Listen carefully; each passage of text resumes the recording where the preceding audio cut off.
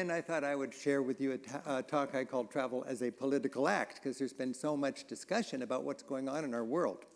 I've spent, I'd say, a third of my adult life, quarter of my adult life, 100 days a year ever since I graduated from high school, living out of a 9 by 22 by 14-inch carry-on-the-airplane-sized suitcase overseas. And my whole thing is I found a niche. I love to go to Europe and make mistakes and take careful notes.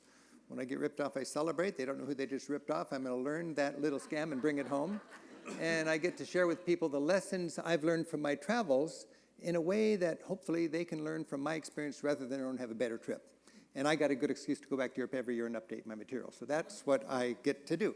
And I've written a lot of books over the years. I've got a staff of 100 mission-driven colleagues in Seattle at my company, Rick Steves Europe. And I'm not used to talking in a 45-minute time frame, so I'll have to distill this way down. And rather than talk really fast, I'll just give you the sort of basics of my philosophy of travel. I've been teaching just like crazy. I love to teach travel because I think it is really important, more important than ever. And over the years, I've had my focus on what I want to teach evolve, sort of like a Maslow's hierarchy of travel needs. At first, it was all about Europe through the back door, how to pack light, how to catch the train, how to get a hotel.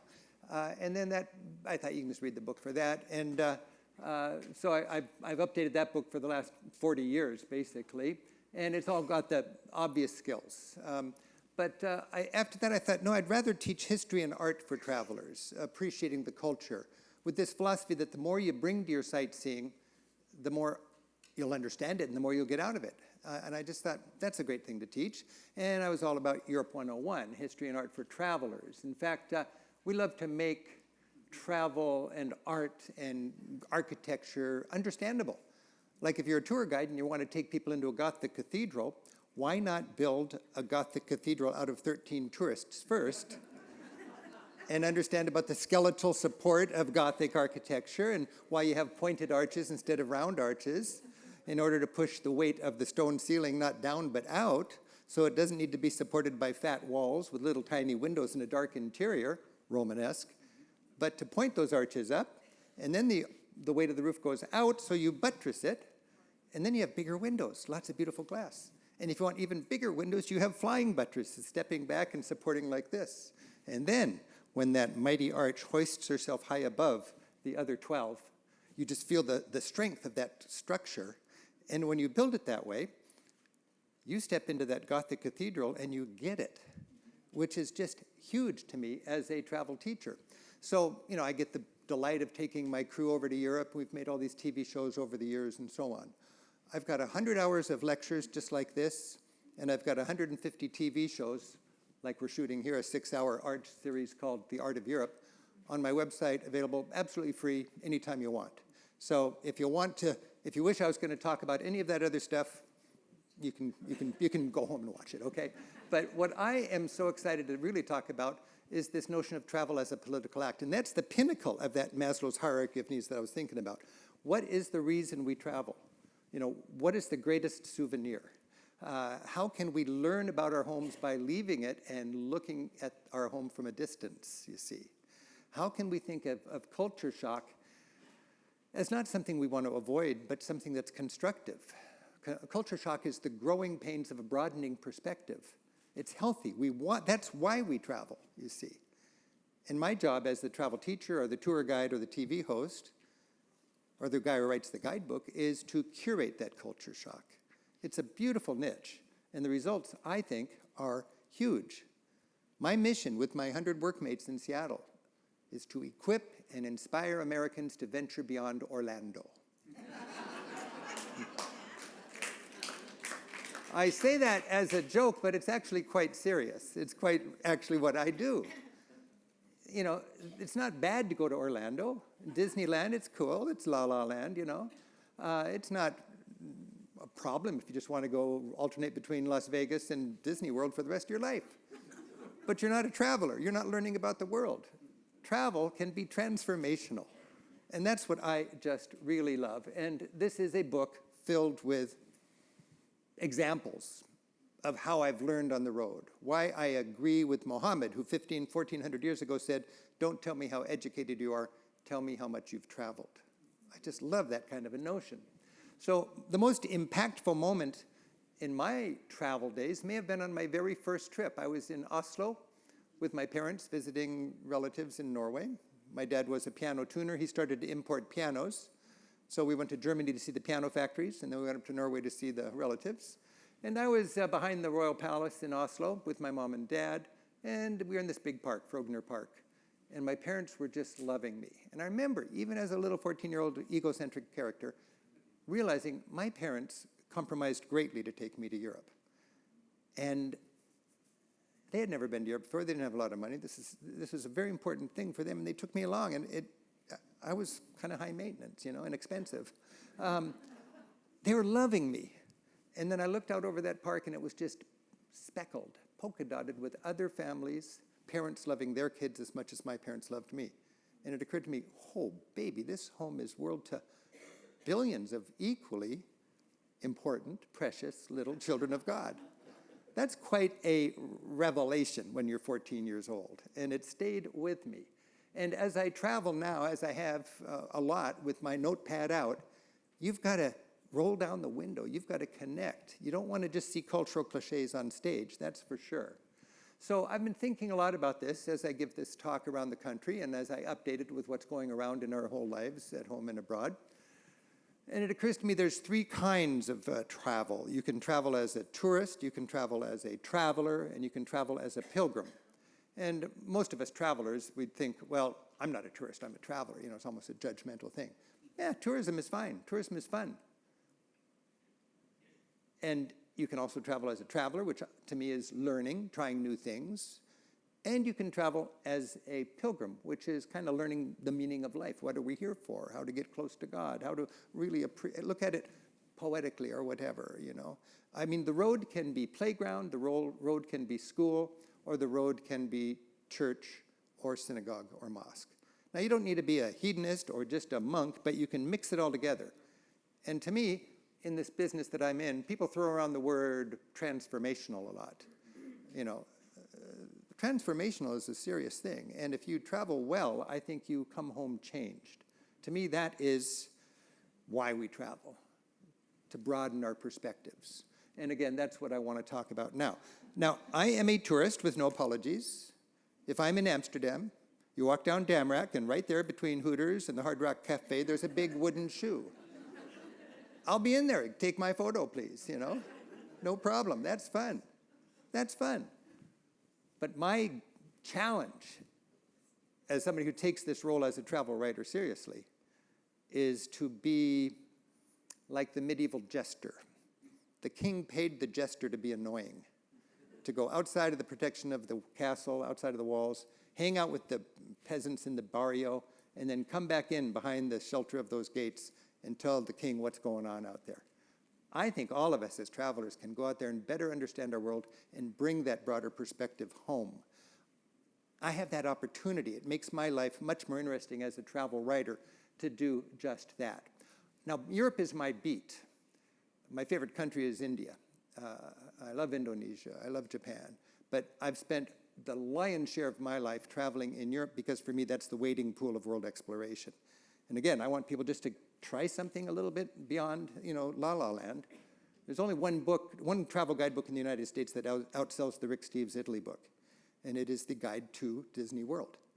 And I'm okay with that. That's La La Land. I can't compete with that market, But in my market, reality travel, I've got good market penetration. Let's just put it that way. So my job in Europe is to find the magic and bring it home. Wonderful little bits of iconic Europe. I mean, here we have a hill town. The name doesn't matter. Civita di Reggio, 2 hours north of Rome. But the point is, anywhere in Europe, you can find these little bits of the old world somehow keeping their heads above the flood of the 21st century. If you know where to go on the Mediterranean, you can not go to a tourist trap and a greedy resort, but you can go to a little village that is just somehow missing the modern boat. And that's my job, is to find what I call the back doors. I think that part of the greatness of travel for a lot of us is gaining an appreciation of nature. We got great nature here, The thing I love about nature in Europe is it's so accessible. I mean, she looks pretty rugged there, doesn't she? But we rode the lift up for breakfast to eat it in a revolving restaurant, and you just step outside and you can take a picture of yourself looking like you just climbed that mountain. I like that. And I'm not proud. I'll ride the lift up in the morning and walk on a ridge all day long and then ride a lift down. It's a beautiful thing about traveling in Europe. I mean, you can hike or frolic all the way across the Alps, enjoying incredible trails. I mean, imagine tight roping on a ridge high above the valleys in Switzerland. On one side, you got lakes stretching all the way to Germany. On the other side, you got the most incredible alpine panorama anywhere, the Eiger, Monk, and Jungfrau. And ahead of you, you hear the long legato tones of an Alphorn, announcing that the helicopter-stocked mountain hut is open, it's just around the corner, and the coffee schnapps is on. That's a magic moment. That's what we call a magic moment. Anybody can have that, and you need to equip yourself with information and expect yourself to travel smart, and you can find that. Culturally, we want to get out of our comfort zones, and we want to have a broadening experience. It doesn't need to be any highfalutin philosophical thing. It can be as simple as the appreciation of cheese. When I was a kid, cheese was no big deal. It was orange in the shape of the bread. Here, cheese sandwich. But when you go to Paris and step into a cheese shop, this is a festival of mold. And the cheesemonger is evangelical about cheese appreciation. And when he sees me, he sees a bumpkin who needs enlightenment. Monsieur, please, come here, s'il vous plaît, s'il vous plaît. Takes me over to the goat cheese corner, picks up a moldy wad. Oh, smell this cheese, it smells like the feet of angels. Well, okay, whatever you say. But I actually am quite sophisticated and snobbish when it comes to cheese. When my grocery store stops carrying the most expensive brand of stinky cheese, I notice, and I'm disappointed. Because I know the French passion for cheese, and that's a great souvenir for me. We need to get out of our comfort zone in our travels. As a tour guide, one of my very favorite things, and I did this for 25 years when I was leading my tour groups around Europe, was when we crossed from Switzerland to France, that first dinner in France, I would buy 24 escargots for my 24 travelers on my bus. And everybody would get one as a little appetizer before dinner. Whether you like it or not, everybody eats an escargot. You don't have to like it. We're in France. This is your first night. Bon appetit. Half of them squiggle their nose. Ew, that was gross. I ate a slug. The other half of them order escargot on their own tomorrow night when the dinner's on their own, you see. Why not try something new? I just love that. I'm like a cultural chameleon when I travel. I physically change when I go across a border.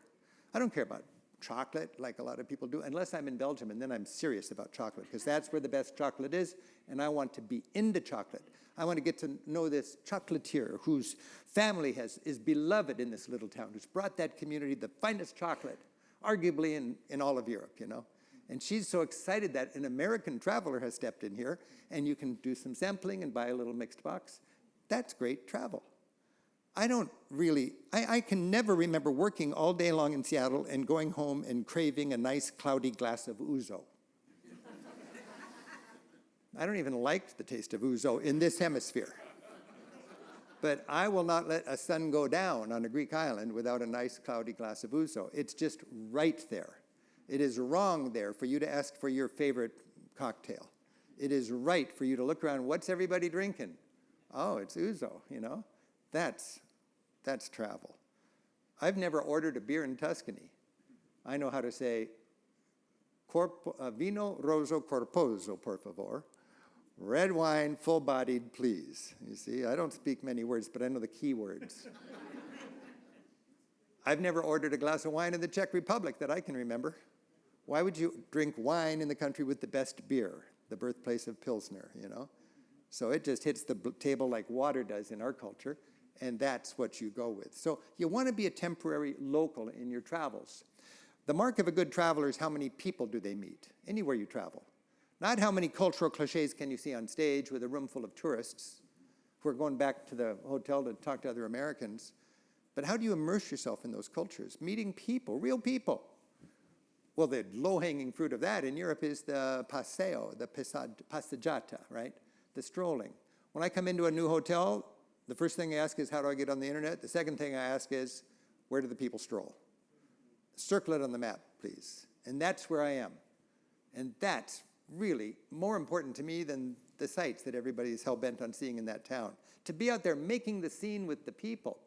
It's the people that gives you those memories, anywhere you travel. Again, my beat is Europe, but it could be Central America, it could be the Pacific Rim, whatever. Ireland is one of my favorite countries. I think in part because in Ireland, I have the sensation of understanding a foreign language. I mean, you go to in Ireland, if you want to get that, you go to kind of Irish culture in the extreme country, and those are Gaeltachts. A Gaeltacht is a national park for the tradition, for the survival of the traditional culture, where the government subsidizes the small family farms so they can stay in business, where the people still speak Gaelic as a first language. More people speak Gaelic as a first language today than they did 2 generations ago, thanks to this sensibility and thanks to the European Union. I like to go in the far west of Ireland, where they stand on the bluff and they gaze out at the Atlantic and they say, the next parish over is Boston, you know. And then you meet guys like this, and you may have a typical American itinerary, boom, boom, boom, seeing all these great things. If you meet these guys on the west coast of Ireland, throw the itinerary away. You're talking with them, that's far more important. You connect. You get into a conversation. I'll never forget talking with these guys. After a while, I asked the guy on the left, were you born here? And he said, no, it was about 5 miles down the road. Later on, I asked him, have you lived here all your life? And he thought about it and he says, not yet.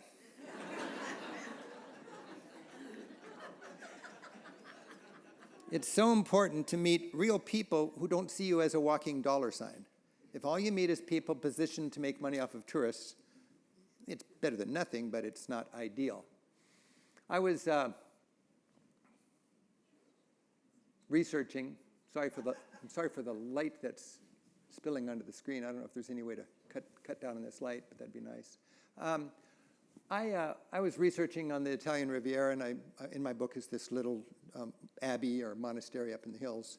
And I went in to check it out, and the brother who was running the place said, would you like to come in and try some of my homemade limoncello? Well, what's the answer? See, yeah, I actually got a little tipsy with a monk on the Italian Riviera. It's an unforgettable experience, and you don't need to be a TV host or a guidebook writer to enjoy that. Anybody that has that ability to connect with people can have that as part of their experience. One of my favorite new sites in Europe this last year is a new bench on the harbor front in Oslo. It's called the Smiling Bench, and it's designed right there in front of the Nobel Peace Center, because this is where they award the Nobel Peace Prize, of course. And the thing about this bench is you cannot sit on it without coming together. And in front of it is a quote etched into the pavement by Nelson Mandela. It says, the best weapon is talking to each other. And I just love that concept. And Europe is quite into that. And it really resonates with me today as America debates its relationship with the family of nations and how we as 4% of this planet will relate to the other 96%. And when I think about the other 96%, I think about how much we all have in common. You know, it is so exciting to get out there and get to know the neighbors. I love this idea of community, and you see it to different degrees in different societies. Iceland is sort of the epitome of tight community. I mean, they are literally all related. I mean, if you're getting serious on the dating scene in Iceland, you better check the national family tree to see how closely you are related. But right next to the cathedral in Reykjavik, I was filming there about a year ago. I came upon a swing set, which is a circle instead of a bunch of parallel swings. I grew up thinking it's just you swing parallel. But here the kids were swinging like this, and the joy and the giggling and the fun was different than any swing set I recall being a part of in my whole life, you know. But it just reminded me of community. And so many cities across Europe have had their Pride festival days, you know, and then they decide to leave that rainbow up all year long. And it's just a beautiful thing. It reminds me, if you're afraid of somebody, you should get out and get to know them. And in Europe, things are tight. People have little choice but to get to know each other.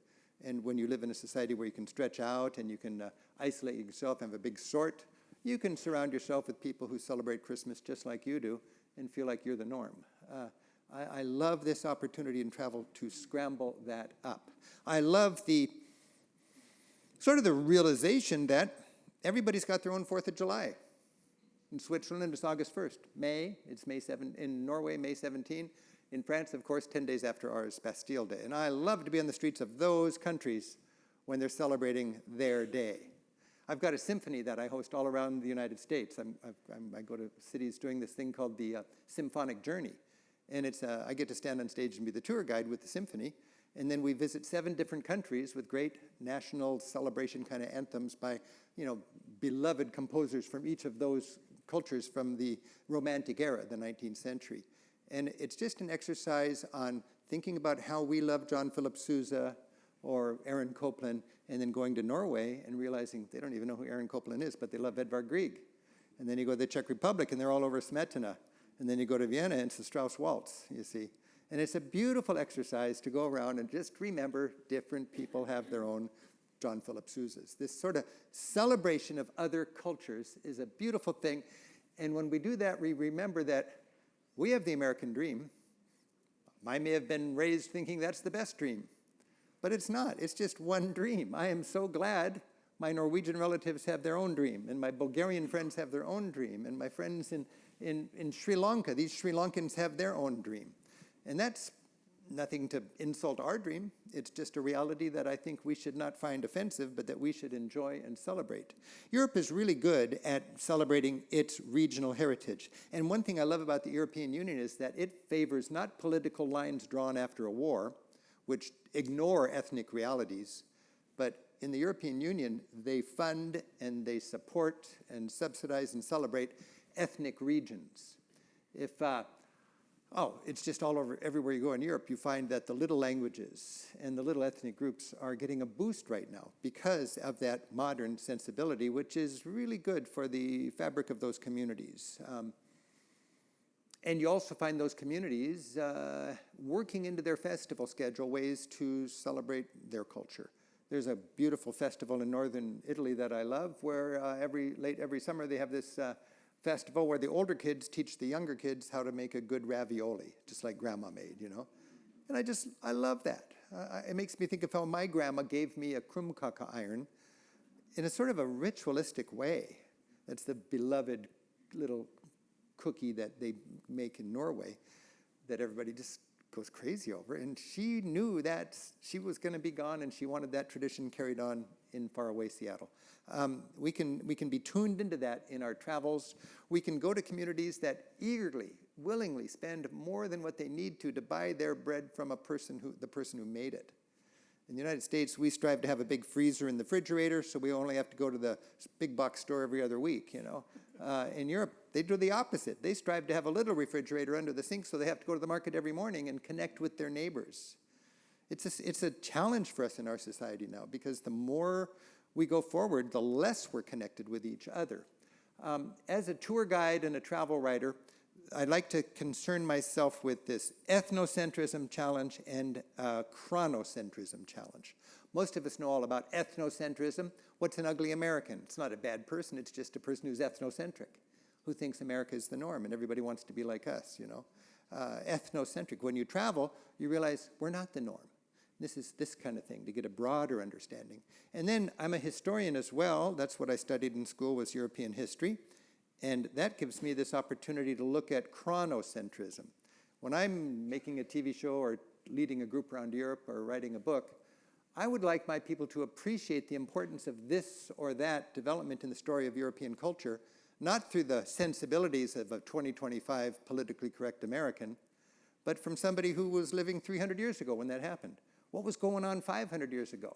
That's what I'm talking about, chronocentrism. Guides in Europe these days are walking on eggshells because, woke Americans are so afraid about broaching anything that they celebrate from the past that's not living up to our expectations today. I'm glad we're as sensitive and developed as we are in these kind of areas today, but I don't fault people a long time ago from being not as hip as we are. So it's a delicate thing to talk about, but if you're a tour guide in Europe, all of a sudden your work has become much more complicated because a lot of people are really offended by things that never were offensive. When you looked at it from this Greek myth, this happened, they would never have to apologize for that. But now they do have to apologize for that. A good example is to see things in the context of the day. I've gone to St. Peter's Basilica, the most holy place for 1 billion Roman Catholic Christians, for decades. For many, many, many years, I would step into that great cathedral, and I would kind of be pissed off. I'd be thinking, what's with all these saints, and what's all this gold gilding and gold leaf, everything, and think of the money this cost 500 years ago. And then I thought, Rick, park your Protestant sword at the door. Relax, go in here as just a temporary Roman Catholic. See it on its terms, not only its terms today, but its terms 500 years ago, when this was the most impressive, it remains the greatest church in Christendom, but imagine 500 years ago, what a dazzling thing that must have been. That was the very best people could do as a whole society to get close to God, to glorify God. And I step in there now, and I have a much better experience. It's just the proper way to do your sightseeing.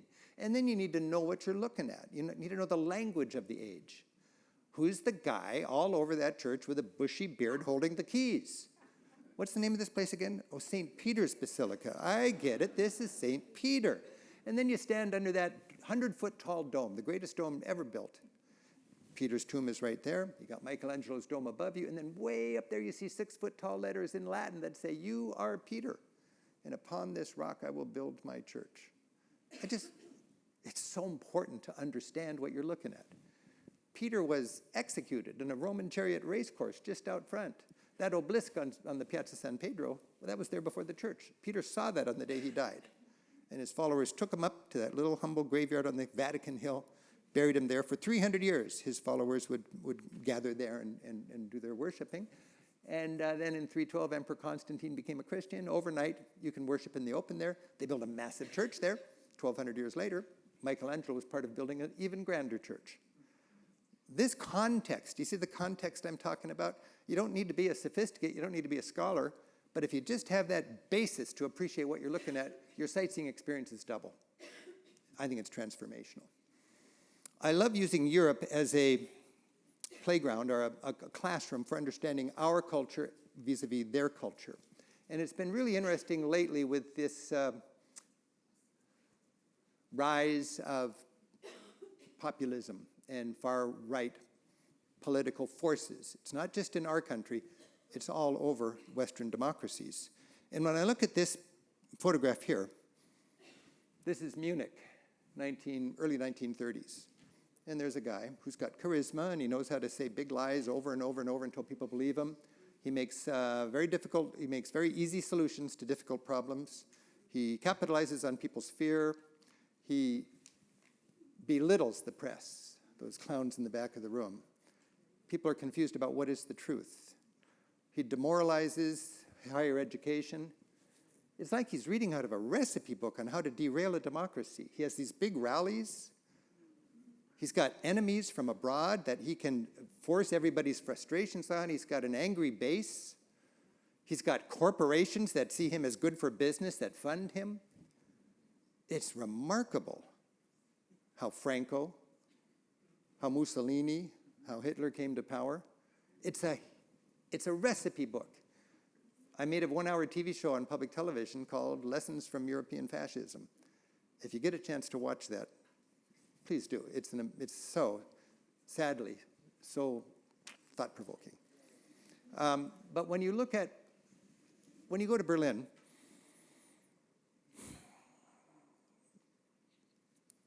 so many things are unfolding. I've been looking at this for years, and I've been thinking lately, what did Hitler do between when he became chancellor and he became a dictator? That was a little window of time. The first thing was retribution for his political opposition. He didn't send him to jail. He sent him to a concentration camp. Liz Cheney, Adam Kinzinger, Mitt Romney, Nancy Pelosi, all of them concentration camps.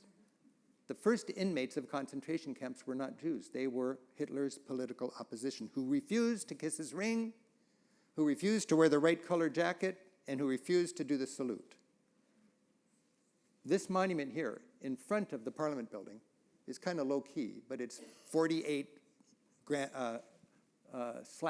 slate slabs. On each one is the name of a congressman or senator who went to a concentration camp, where they went, when they arrived, and when they died. I've looked at a lot of these monuments, and people generally lived in concentration camps for a few months after they went there. These guys lived 12 years, generally in solitary confinement, until it was clear to Hitler he was going to lose the war, and then he had them all killed. Dickish is a word I do not use very often. There's a lot of dickishness in fascism, an abuse of power, just because it makes you feel strong. This is history speaking to us. And today that was bombed out in World War II. The last days of World War II were on the rooftop of that, Soviets fighting Nazis. War's over. The Parliament building is a bombed out hulk. Germany is divided. The capital goes to Bonn. 50 years later, Germany is reunited. The Cold War is over. The capital goes back to Berlin. Berlin needs a new Capitol building in good European style. They don't bulldoze the bombed out building. They renovate it and incorporate a beautiful glass dome onto the top. And they reopen it as the new modern Capitol building. I happened to be in Berlin on opening day, climbed up that spiral staircase, which is designed not for tourists, but for German citizens, but tourists are more than welcome. Designed with powerful architectural symbolism. You can actually look down over the shoulders of the legislators and see what's on their desks. Germany's been jerked around by its politicians too much. They're going to keep an eye on them physically. I was on top of that building on opening day surrounded by teary-eyed Germans. Anytime you're surrounded by teary-eyed Germans, something exceptional is going on. What was this? The opening of this building was the symbolic closing of a very difficult chapter in the history of a great nation. No more division, no more communism, no more fascism. A united country with a new Capitol building filled with hope, looking into a promising future. Wow, teary-eyed Germans. I was so moved by that. And I was surrounded by other American tourists that didn't have a clue. They didn't have a clue. It's just, why don't they air condition this place? And my battery's running out, and where can I get a Coke with ice cubes, you know?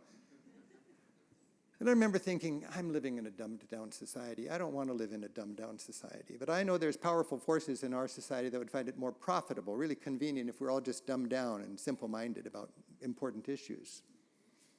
And I vowed then and there, in my own little world as a travel writer, to expect my readers, my travelers, my market to be smartened up. That's why I'm so thankful to have my gig in public television. And public television is that one oasis. In public television, I've written scripts, 150 scripts. I'm so thankful that I can assume an attention span. I can respect people's intelligence and produce programming driven not by a passion for keeping advertisers happy, but simply by a desire to celebrate the world in all of its diversity and enable my countrymen to go and enjoy it. It's a beautiful thing. Why would that be on the target list right now for our new government? Why would that be? We're spending $100 million a year. Wealthy towns are going to have public television, no problem. This brings thoughtful, non-commercial broadcasting to poor parts of our country, the most angry and frustrated people. That's who's going to get some alternative to the cheesy media elsewhere that just dumbs us down. It creates creative, critical thinking. Watch it. It's just in the playbook of fascism. And they'll line it out. They'll line it out. Oh, what an experience. And a takeaway is, a well-educated electorate is good for national security. I think you can make a rationale for paying for education through your defense budget. Because if we're all dumbed down, we're not safer. We're more easy to sidetrack. I was in France filming once, and I found one of many examples of how Europeans really appreciate the presence of America at the table with the family of nations. We Americans often feel like they don't appreciate us because they don't march in lockstep with all of our policies. But we are so in need of each other that we don't even understand it. My European friends can remind me time and time again why America needs to be engaged in the other 96% of humanity. Just one little example. I've got some friends, some aristocrats that run a castle their family has owned for generations in Burgundy. And I was coming one year to film. The sun's going down, I'm a little late. I get there, bonjour, bonjour, yes, ça va. Can I get up on the rooftop quickly so we can get a nice wide shot before the sun goes down? Oh no, we must have a glass of wine first. I'd love a glass of wine, but just give me 15 minutes. I just got to get a shot from the roof. Oh, no, here's some wine. Sit down, cheese, crackers, and then the children of the family bring out, like bringing out a religious relic, this 48-star American flag. And they say, this is the flag we raised over our village on that great day in 1945 when we were freed from Nazi tyranny by American troops. And we will never let an American into our chateau without pulling out our flag, opening up a nice bottle of wine, and thanking you, and asking you to go home and tell your friends that in France we are forever thankful for the courage and the valor and the commitment to freedom and democracy that America showed in our darkest days. And right now we're turning our back on that with attitude, with gusto, with an expletive that I will not say right now. It is tragic how anybody that wants to put America first think that we can be stronger by pulling away from the world. We are needed at the ideals of America are much bigger than any individual presidency. And those ideals inspire, whether we deserve it or not right now. And we need those ideals going forward.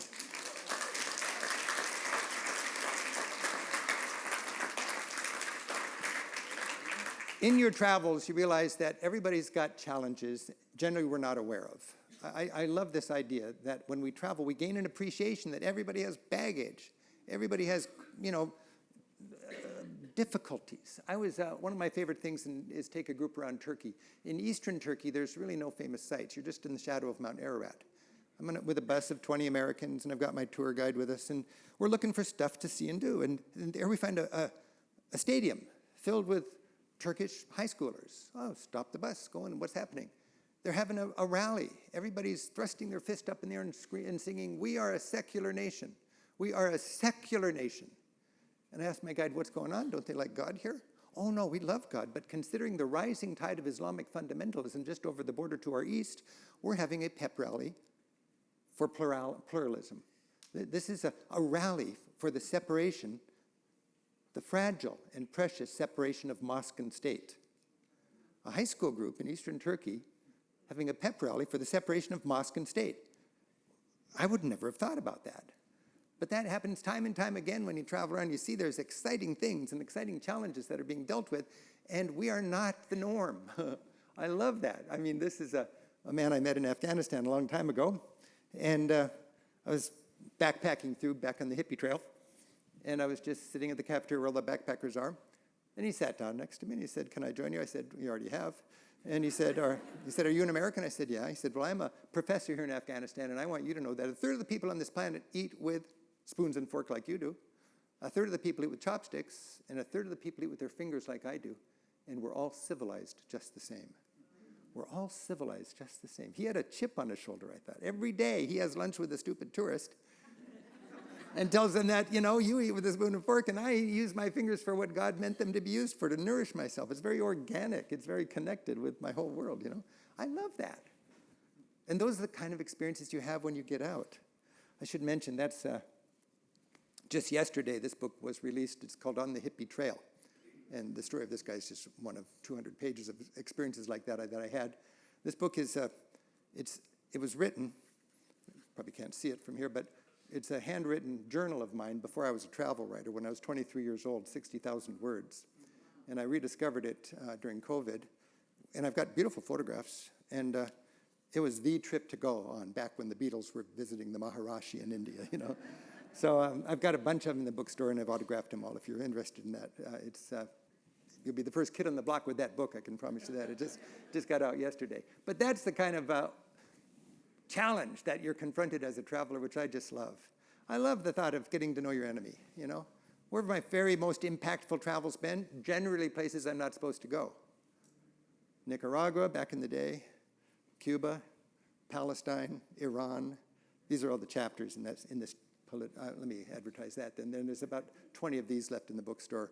This is the book for today, but there's a chapter for each one of those places in here talking about those lessons. But I find that when you travel, It's constructive because you go home and it's tougher for their propaganda to dehumanize us, and it's tougher for our propaganda to dehumanize them. We weave our communities together. And there are a lot of walls on this planet right now, both physical and metaphorical. And you don't know what the wall is if you have not talked to people on both sides of that wall. And when you make a decision about something that's dealing with a wall, whether it's a wall separating Israelis and Palestinians, or the old Berlin Wall, or the peace walls up in Belfast, or the metaphorical wall between 50% of our society and 50% of our society, you gotta talk to people on both sides of that wall.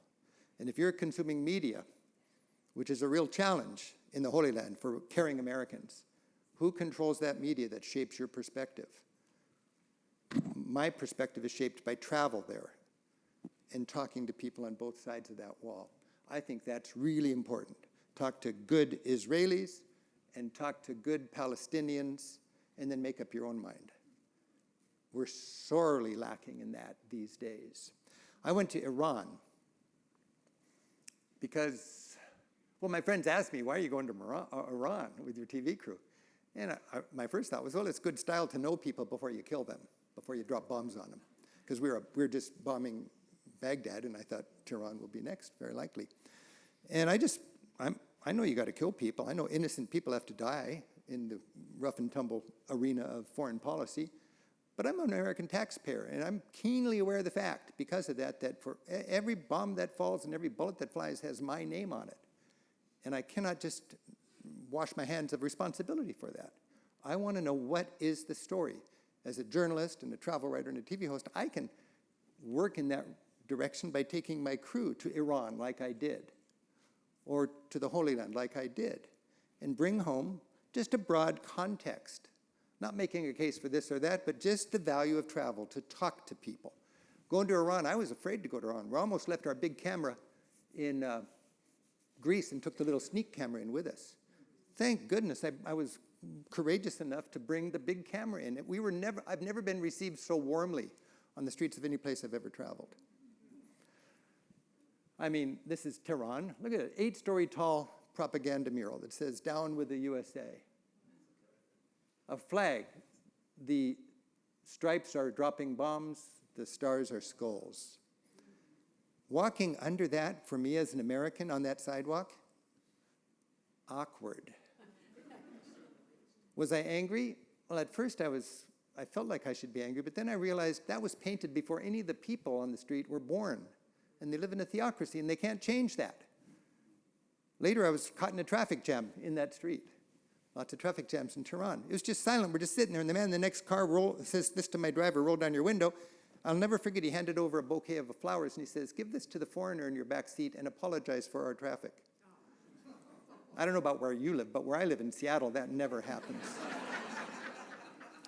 Later on, I'm going to go about 5 or 10 minutes late. I'm sorry. So you have to leave. That's fine. But I'm on a roll, okay? So this is fine. In fact, they told me it's nice to be a little late because the shuttle there'll be nobody waiting for the shuttle. But later on, we're in another traffic jam, and it's just silent. And the driver just blurted out, "Death to traffic." I thought, well, wait a minute. I thought it was death to Israel or death to America. And he says, well, right now it's death to traffic. I said, what? And I asked my driver, what's with you Iranians? Always saying death to everything. Now, this is my driver. He's not a highly educated guy. He barely speaks English, but he's a friend of ours. And he said, well, here in Iran, when something's frustrating to us and out of our control, we say death to that. And I thought, well, what's he doing?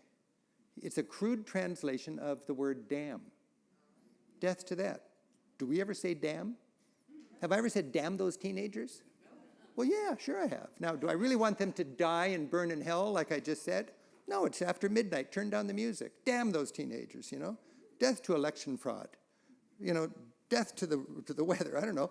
They say death to stuff to be damn. I don't want to apologize for all the bad things Iran does, but I do want my understanding to be more than a bumper sticker and more than a Ted Koppel report on the hostage crisis, because that was just a media festival designed to confuse us. So I want to go there. And when we go there, we find a rich and proud society with a lot of baggage. We have 9/11 baggage. We lost 2,800 people. Iran's got incursion from the West baggage. With a third of our population, they lost 1 million people on the Iraq-Iran war front. 1 million casualties. Wow. What was the deal? Well, Saddam Hussein, funded by the United States of America, invaded Iran. I mean, that's I don't know exactly what's truth, but that's what everybody I've ever talked to who knows the story over there understands. And when I go to what's called a martyr cemetery, it's filled with grief today, just like it was 20, 30 years ago. And that's a lot of baggage. This is one of 500,000 widows who've lost her father, her son, her husband in that war. That is baggage. On the last day of my visit there, a well-dressed professional woman came up to me and says, "Are you an American journalist?" I said, "Yeah." And she went like this: "I want you to go home and tell the truth. We're strong, we're united, and we just don't want our little girls to be raised like Britney Spears." And I thought, well, we got something in common here now. What was the deal? She didn't want her little girl to be a boy toy, a crass materialist, and a drug addict. She was a victim of kind of fear of popular American culture and all that kind of Miley Cyrus stuff and so on, and she didn't understand it. It was offensive to her. That was the base that elected the Ayatollah. Remember Ahmadinejad and so on, right? How could any society elect some crackpot like that? Well, that used to perplex me. But then I thought about her base. Who was her base? What was the base of the Ayatollah? What still is the base? Is it the sophisticates in Tehran that appreciated the Shah because the miniskirts they bragged were shorter in Tehran than in Paris? That, global kind of stuff? Or was it the small town, less educated fundamentalists? The base of the Ayatollah is not the big city, it's not the coastal elites. It's the small town, less educated fundamentalists. Don't get me wrong, good people driven by fear and love, riddled with fear and powered by love. This is a very important understanding, and that's why we have to talk to each other, because people have legitimate fears and baggage. And we expect people to give us a little wiggle room when we do things that's not really us because of 9/11. Think Abu Ghraib. And we need to give other people a little wiggle room when they do stuff because of their baggage. I think it's only right. And in my travels, I'm just thankful to have humanized that story. And when I look at those little girls, I see hope, and I see reason to hope and reason to work at helping our societies better understand each other. Just like within our society, I think we have to work to better understand those divisions. I'll finish with talking about something very fundamental, and I did a TV show about it. It's hunger. And right now we're defunding USAID because we don't understand that it's a good investment. To me, I did this show after scouting with really smart people who've dedicated their life to this in Ethiopia and Guatemala.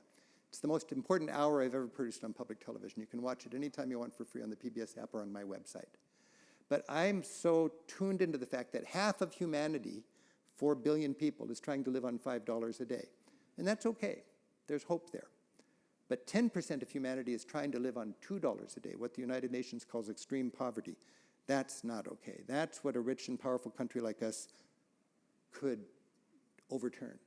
We were on a great trajectory to defeat hunger until a couple decades ago, and now it's ticked up because of COVID, because of conflict, and because of climate change, what I call the 3 Cs. We are able to do this. Modern development aid is so smart. And I've realized you cannot say, oh, if you love your neighbor, even to people who wear a Christian cross on their lapel. Because in the privacy of the voting booth, what do they vote for? Love your neighbor? Of course not. They vote for their own material wealth and their own security for their family. It's kind of human nature, you could say, I don't know. But USAID is about love your neighbor, and it's also about security and stability. It's the best investment you can make. The only thing bad about it from an economic point of view is the money doesn't stay in our country to further corporate interests. That's why it's a tough sell in Congress. When we travel, we realize that the average lot in life for people who are extremely poor is to walk for water. They have dirt floors, no chimneys, smoky environments, no access to education or health care. This is reality for 1 billion people. This is the average lot in life for women. There's a lot of very important women's issues. I'm surprised this is not a bigger one. The average lot for women on this planet is to abandon their children in the morning and walk several hours for water and a little more for firewood. She's not as old as she looks. And that could be fixed quite easily if we recognized the value of smart aid. And, when I think of the discussion going on in our society right now about this monumental decision to pull all of our aid from the rest of the other 96% of humanity, when you think about our per capita income is over $200 per person per day, and in half the world it's 5, and for 10% of the world it's 2. Can we afford less than 1% of our budget to make the world not love your neighbor? I mean, of course it is, I'm being a little facetious, but even if somebody's motivated only by greed, it is making our world safer. And when you see firsthand what a little water does, and a little education, and when you see the success, this is not a pipe dream, this is reality. This is what people are dedicating their lives to right now. I know these people, and right now, what are they in? They are in heartbreaking crisis because they're all just interrupting their programs and coming home because for some reason in Washington, D.C., we just want to cut it right out without any discussion. Even if you're motivated only by greed, if you know what's good for you, you don't want to be filthy rich in a desperately poor world. It's just not a nice place to raise your kids. Even if you are wealthy enough to barricade your family, your privileged family, behind designer fortifications. If you don't understand that, go south of the border. When I look at these kids, I think precious children of God, just as precious as my children and my grandchildren. Now, some people may say, well, Rick, wait till you have grandkids. I've got grandkids now. This is my new grandkid, Atlas. He's 2 years old now. And much as I love Atlas, and I'm so thankful, my daughter is so overjoyed with her child. When I look at Atlas, I'm reminded that this whole globe is filled with atlases, and the United States could make this world a more stable place. Love your neighbor. When you come home after a trip, you realize there's nothing about love your neighbor that has anything to do with proximity. As I mentioned, we're all equally precious children of God. If you believe in God, we're all children of God. That means we're all brothers and sisters. Hope, love, joy, happiness, fear, it's the same across the street as it is across the sea. And I love the idea of soft power.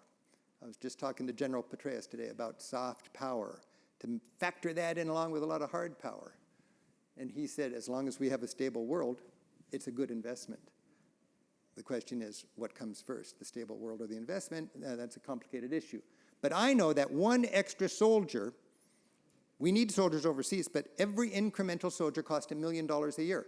And for $1 million, you can drill very conservatively 100 wells, giving 100 thirsty communities where all the moms in that community have to abandon their families every morning to get water. You give them water right there. Instead of walking across the county, they walk across the square. And what do those moms think every morning when they walk across the square to get life-giving water for their families? Pumping that well? God bless America. God bless America. One extra soldier versus 200 communities that can bring all their moms and all those children life-giving water. It's a slam dunk, and I don't know why we're not taking that seriously. But right now, we have turned our back on that, and we are running right in the wrong direction. And we're making our world a much more scary and dangerous place. Travel makes things scary and confusing more real to us. My favorite example as a tour guide, and this will be my last little moment, I love giving my groups in Turkey an understanding of a whirling dervish. You know, the kind of like entertainment on a cruise ship? But there's a little more than that. And I was in Turkey, and I'll just paraphrase this real quickly. I wanted my group to meet a dervish. So they're in the hotel. I'm running around town looking for a dervish. I find a dervish. I say, hi, I'm an American tour guide. I've got 20 tourists in my hotel. Can we watch you whirl? And he said, I'm not a photo op. I'm a monk. But if I can explain to you what I'm doing, you're welcome to watch me. Great. When and where? Rooftop, sundown. We're there. He comes out, merhaba, dressed up in his monk's outfit. And he says, I'm a dervish. You Christians probably would think of me as a monk. My prophet is Mevlana. I think you call him Rumi. And as a Muslim, 5 times a day, I whirl myself into a meditative trance, thinking of the teaching of Mevlana. I plant one foot in my community, my family, my home. The other foot goes around and celebrates the diversity on this great planet of ours, in God's great creation. One hand goes up to accept the love of our heavenly Maker, and the other hand, like a spout on a tea kettle, goes down and showers God's love on his creation, on my family, and on this grand and beautiful and diverse creation. And I lose myself in that beautiful thinking of Mevlana. And we watched him, and he whirled, and his head tilted over, and his robe billowed out. And to see there, to stand right there as the tour guide, looking at him and then looking at the wonder sweep over my travelers' faces, and to think how they're being impacted. This is transformational travel. And they go home, and they implement that new, broader perspective right here as citizens of this great and powerful nation of ours. And they're becoming people much more enthusiastic and tuned in to the value of bridges and less in need of walls.